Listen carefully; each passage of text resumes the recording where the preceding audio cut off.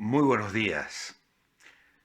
Leer el Evangelio de Mateo es observar los argumentos poderosos por los cuales el Señor Jesús es y debe ser reconocido Rey de Reyes y Señor de Señores. Mateo, al escribir, seguramente estaba pensando en sus conciudadanos, en el pueblo de Israel. De hecho, en su Evangelio, él muchas veces cita las escrituras del Antiguo Testamento y señala una y otra vez que las cosas se habían cumplido. Esto sucedió para que se cumpliese lo que dijo el profeta tal y tal. Y él repite esto porque tiene en mente al pueblo judío, al pueblo que tiene que reconocer al Señor como Rey. Por eso es muy importante familiarizarse con este precioso Evangelio, el primer libro del Nuevo Testamento. Y hay un bosquejo de este libro que quiero compartir con vosotros. Ayer hemos hecho un repaso de todo el libro, dividiéndolo en narraciones, en enseñanzas y en frases de transición que nos muestran una manera de leer y de enfocar la forma en que Mateo organizó su evangelio. Sin embargo, yo quiero hoy compartir con vosotros una manera de mirar este precioso evangelio que lo recibí en mis años de estudiante y que me bendijo enormemente. Y no puedo leer el evangelio de Mateo sin detenerme y reflexionar y valorar en qué sección me encuentro en relación a la presentación del Señor Jesús como el Rey. Él había venido a ofrecer el verdadero reino de Dios. Ayer ya dijimos que Dios le había dicho al pueblo de Israel: me seréis un reino de sacerdotes y de gente santa. Sin embargo, el pueblo de Israel, desde la cabeza hasta los pies, desde la clase sacerdotal, política, económica y la cultural y más elevada, hasta los de más bajo rango, los pecadores, las personas ignorantes e incluso personas como Mateo, que habían encontrado en el Imperio Romano una manera de enriquecerse, de tener una buena vida. En realidad todos ellos formaban parte de un pueblo que había fracasado rotundamente en ese propósito divino por el cual los sacó de Egipto sobre alas de águila, dice el Señor, y os he traído a mí. Más tarde, a través del profeta, les diría: vosotros sois como una planta que traje de Egipto y la planté y la puse en buena tierra y la cultivé y la cuidé y esperaba que diese frutos dulces y maravillosos. Sin embargo, cuando he venido a ella, he encontrado frutos agrios, amargos y una viña pisoteada y desgastada. Esa era la realidad del pueblo de Israel, una realidad triste. Pero Dios tenía un propósito más elevado a través de este pueblo, que el fracaso espiritual del pueblo no habría de hacer fracasar, porque en el plan salvífico de Dios, desde el principio de los tiempos, Dios, amando a la humanidad, había decidido enviar a su Hijo, al Señor Jesucristo, para que muriera, padeciera en la cruz del Calvario, llevando nuestros pecados, y resucitara al tercer día para ofrecer salvación a toda la humanidad.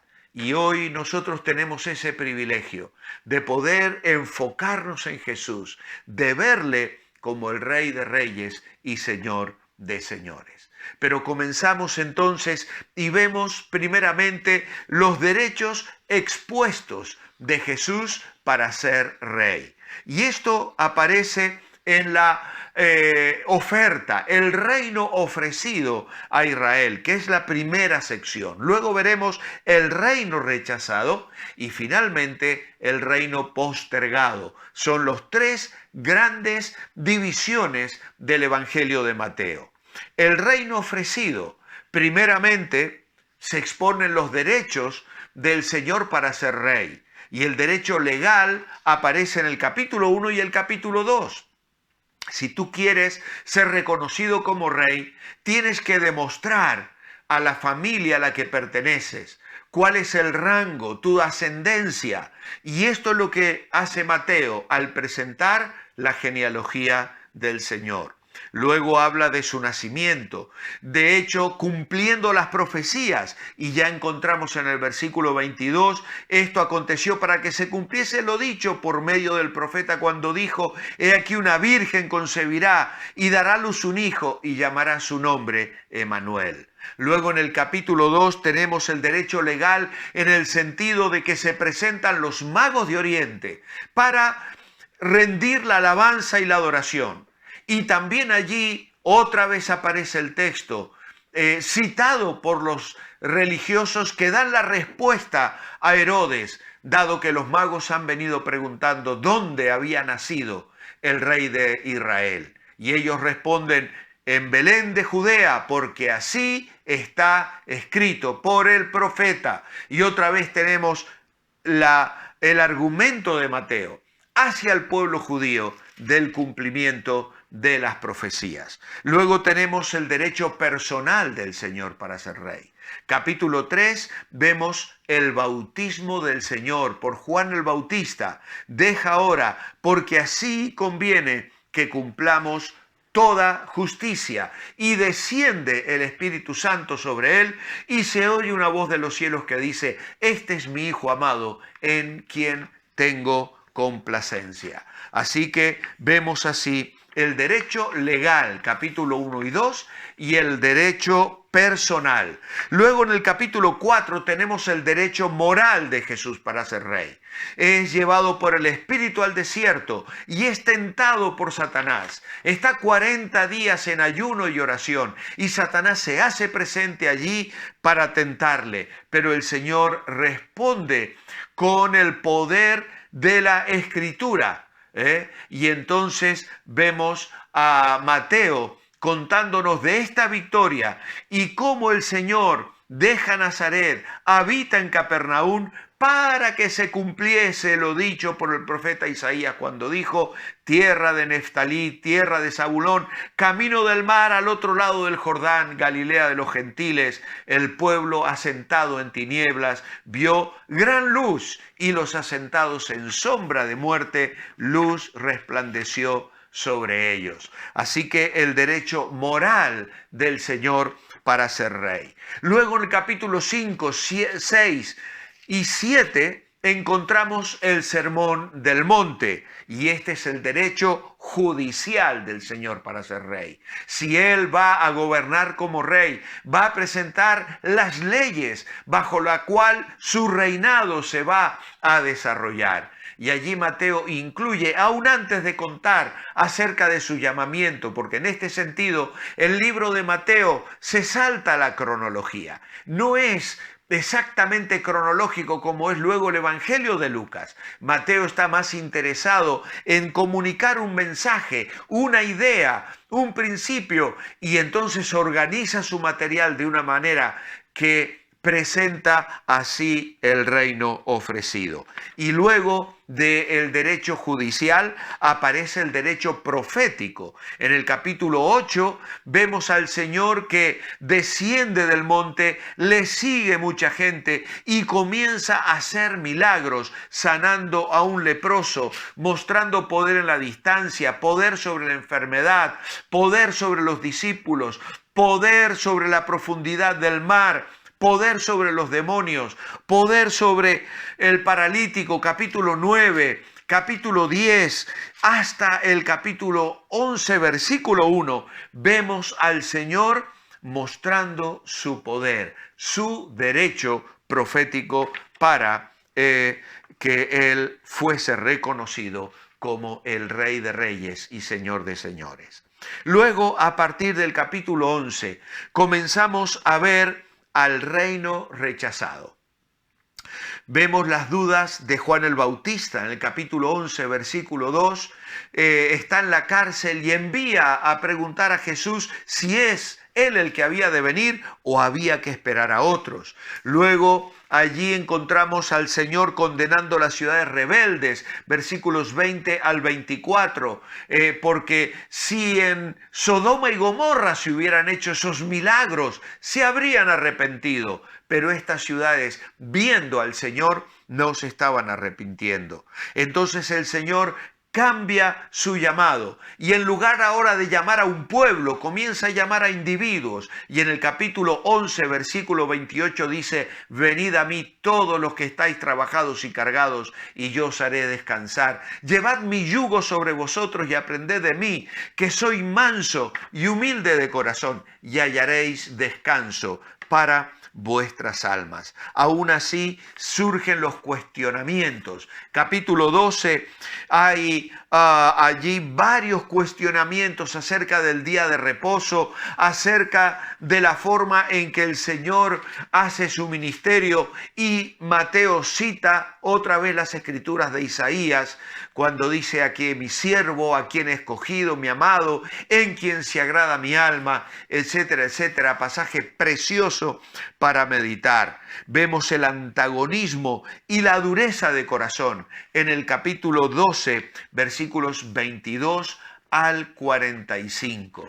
Ellos le acusan de echar demonios en nombre de Satanás. Así que de esta manera el reino es rechazado por el pueblo, viendo los milagros, viendo la profecía. Sin embargo, ellos rechazan al Señor.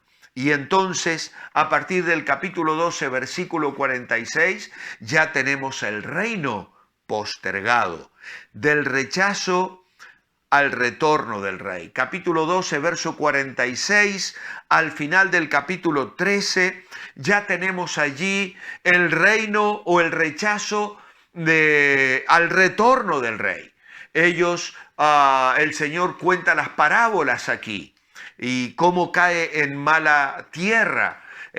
Luego tenemos la iglesia anticipada en el capítulo 13 y el versículo 53 en adelante. Vemos que el Señor va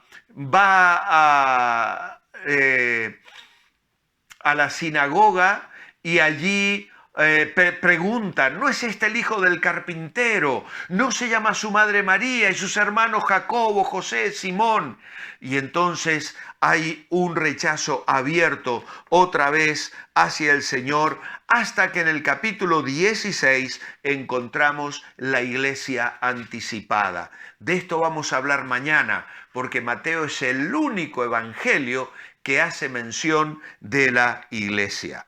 Vemos el camino a la cruz, capítulo 16, 21 en adelante, donde el Señor comienza a hablarles acerca de su muerte y les va explicando. Ahí está el monte de la transfiguración, y de distintas maneras el Señor habla acerca de la traición que va a sufrir. Capítulo 17, versículo 22, en el capítulo 18, y así todos estos capítulos, hasta que en el capítulo 24 y 25 encontramos las respuestas del rey acerca de su venida, del final de los tiempos, y acaba Mateo con el juicio, la muerte y la resurrección del rey.